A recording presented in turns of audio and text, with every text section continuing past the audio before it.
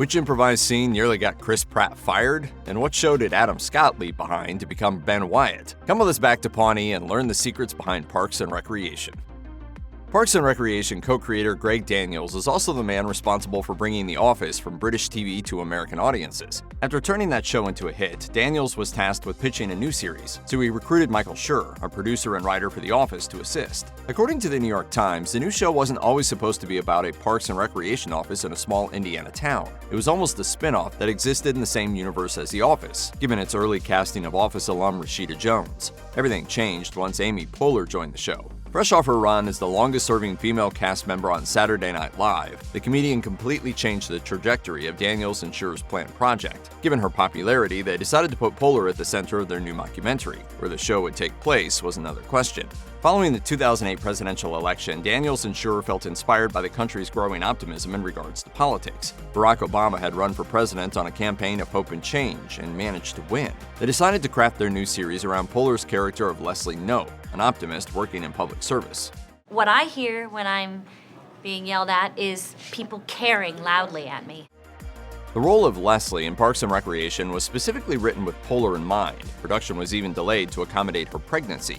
At the start of the show, Leslie is the deputy director of the Parks Department in Pawnee, Indiana, a fictional town whose absurdity rivals that of Springfield from The Simpsons. It isn't uncommon for a sitcom to take its time finding its footing, and during the 6-episode first season, Leslie was unfavorably compared to Steve Carell's Michael Scott from The Office. One of the biggest criticisms of Leslie's portrayal in the first season was that her character came off as incompetent, or as some critics put it, ditzy. According to co-creator Schur, their intention for Leslie was to be smart, although perhaps a little naive, something that didn't initially come across to audiences. Seemingly against all odds, the show was renewed by NBC for a second season, allowing the writers time to improve the character. As the show went on, Leslie became more than a punching bag for other characters. That role went to Jerry. Leslie's optimism doesn't make her naive, it makes her inspiring. By the end of the series, she's come a long way from the overly eager park director of the pilot. She's a politician, a leader, and a mother all at once.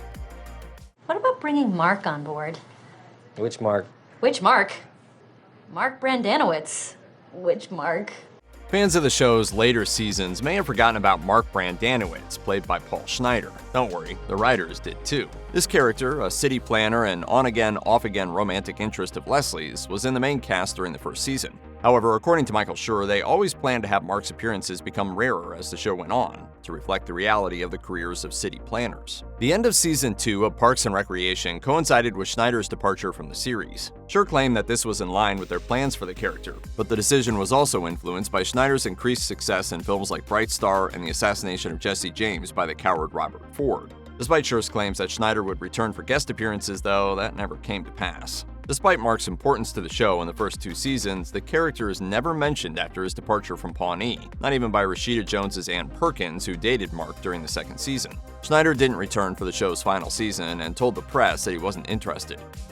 Nick Offerman's mustachioed Ron Swanson is one of the true breakout characters of Parks and Recreation. He's the polar opposite of Poehler's Leslie Knope, deadpan, masculine, and stoic. However, the differences between the two characters goes beyond personality. Swanson is an outspoken libertarian with a strong opposition to big government, which puts him at odds with Knope's desire for bureaucratic change in Pawnee. This has some basis in real-life U.S. politicians, according to the series' co-creators. As Michael Schur has told it, Swanson's opposition to government control is based on a libertarian government official the creators met while doing research for the show. When Schur pointed out the contradiction between the official's political stance and their office of duty, the response apparently was, "I don't really believe in the mission of my job." I like saying no. It lowers their enthusiasm. This made for the perfect opportunity to cast Offerman, who was favored by Schur and Daniels after the actor missed out on a part in The Office. Many aspects of Ron Swanson's personality were inspired by Nick Offerman himself. The two share a lot in common, such as their love of woodworking and the saxophone. When casting Swanson's antagonistic ex-wife Tammy 2, it was Schur's idea to bring in Offerman's real-life spouse, Will and Grace star Megan Mullally. It's safe to say the show wouldn't be what it is without Offerman's dry humor stealing every scene he's in. It's hard to imagine Parks and Recreation with a different cast, especially since most of the characters were designed with certain actors in mind. At least that's what happened with Aubrey Plaza's role of April Ludgate. At a Q&A with the cast at the Paley Center, Michael Schur recounted how the show's casting director, Allison Jones, sent Plaza to meet him with the preface that she was the weirdest girl she'd ever met. It only took one meeting for Schur and Daniels to be sufficiently intrigued. Plaza's account of the meeting is a little different. She claims she wasn't aware she was auditioning for anything. Still, it inspired Schur to write a scene between Leslie and an assistant named Aubrey. The character, over the course of developing the pilot, evolved into April, the Parks and Recreation Department's apathetic intern with a morbid sense of humor. April, along with Ron Swanson, became one of the show's breakout characters and launched Plaza's career into the A-list. It's not hard to see how Plaza's personality inspired the character. Like April, she seems to relish uncomfortable situations, often making use of the deadpan humor that turned April into a fan favorite. An interview between Aubrey Plaza and Conan O'Brien can give fans of Parks and Recreation an idea of how the first meeting with Schur might have gone. My mother has all my baby teeth in her underwear drawer. What? Before Chris Pratt became Star-Lord, the wisecracking leader of Marvel's Guardians of the Galaxy, he broke out as the dim-witted Andy Dwyer on Parks and Recreation. The character debuts in the pilot as the boyfriend of Rashida Jones's Anne, whose legs are broken after he falls into the empty construction pit that the first season centers around filling. As it turns out, their breakup at the end of that season was meant to be the end of Andy's time on the show. Fortunately for Pratt, the producers liked the character so much that he was promoted from guest star to main cast for season 2. In order to allow him to bump into other members of the cast, Andy was given a job as a shoe shiner at City Hall. An early idea from the writers would have seen Andy eventually become mayor of Pawnee by the end of the series, since everybody who meets him loves him. Sadly, this idea never came to fruition, but Andy did take on several other jobs throughout the show, serving as Leslie's campaign assistant and the host of the Johnny Karate Super Awesome Musical Explosion show. Despite Pratt's growing fame during the early 2010s, Andy's presence on the show was never compromised. In between shooting Guardians of the Galaxy along with films like Zero Dark 30, Pratt gained and lost weight in order to keep Andy's body shape. According to Pratt, Andy's weight became vital to his character, underscoring Andy's misplaced confidence in how fit he is. So the only thing you did was stop drinking beer? Yeah, I lost 50 pounds in 1 month. How much beer were you drinking? I know, right?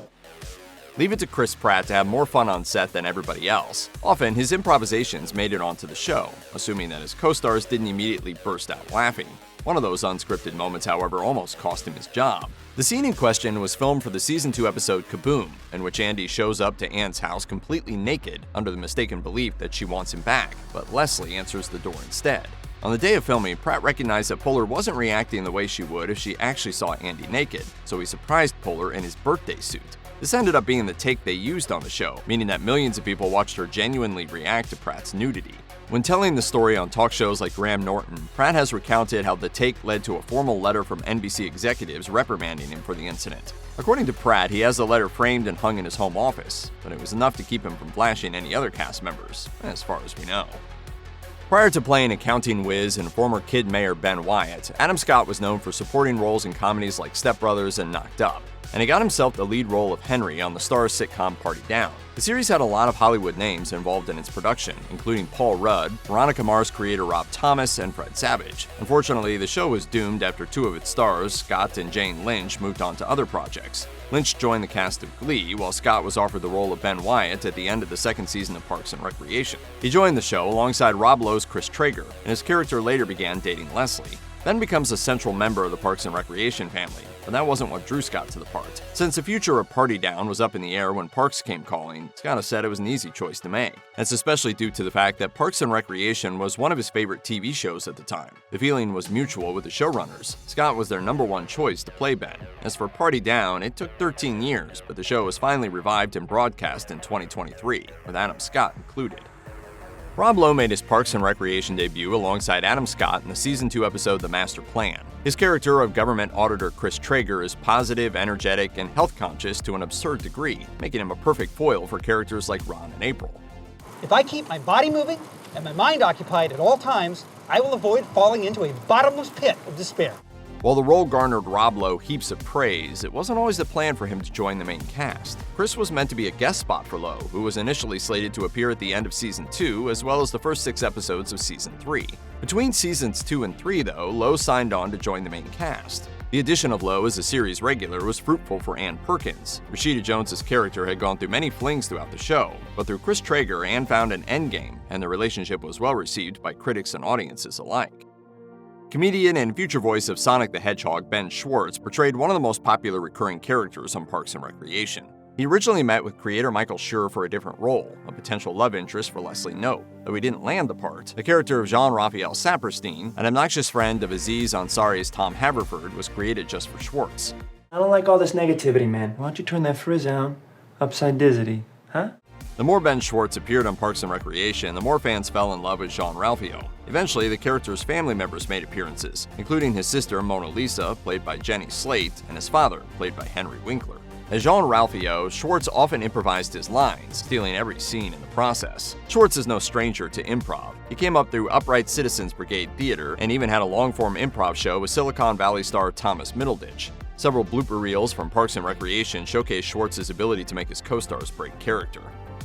Few Parks and Recreation pairings seemed as unlikely as Andy Dwyer and April Ludgate. Chris Pratt and Aubrey Plaza's chemistry together was undeniable, but Michael Schur didn't consider them as a couple until the season 1 finale rock show. In a brief moment improvised by Plaza, April is the only one who understands Andy's taste in music. I don't really like to define it. So, undefinable rock. Again, the term rock, I think, defines it. I totally get what you mean. The characters got another chance to bond in the season 2 episode Hunting Trip, which found the two alone in the office while the rest of the staff goes on a hunting trip together. While Andy is still lamenting his breakup with Anne, April gives him a hickey as a way to make her jealous. This moment becomes the impetus for the pair's will they won't they story throughout the rest of seasons 2 and 3. April and Andy get married in season 3 after dating for a month, which is perfectly in character for both of them. As the series went on, Andy and April's relationship became a highlight for many fans. The two were especially hilarious when they role-played as their alter egos, Burt Macklin and Janet Snakehole. April also helped Andy check off items on his bucket list, such as holding $1,000 in cash in his hands and becoming an action star. They may not be the most functional adults, but the pair sure do have a delightful relationship. Oh, babe, you had a crush on me. That's embarrassing. We're married. Still. Parks and Recreation came to an end in 2015 after 7 seasons, but the show has lived on through the growing popularity of streaming services like Netflix and Hulu. The fan base has remained active on social media as well, and the cast often speaks fondly about the show in hindsight. This persistent popularity led to a Parks and Recreation special, a one-off episode filmed during the COVID-19 pandemic, catching up on the characters in quarantine. Leslie and April also appeared on Saturday Night Live in January of 2023. This did not go unnoticed by NBC when they launched their own streaming service, Peacock. According to Deadline, NBC Universal paid approximately 9 figures to move Parks and Recreation over to Peacock from Netflix. The actual cost is apparently not even close to what they paid for The Office, which is upwards of $500 million. The show stars may have gone on to other projects, but they and their fans can always come back to Pawnee, Indiana.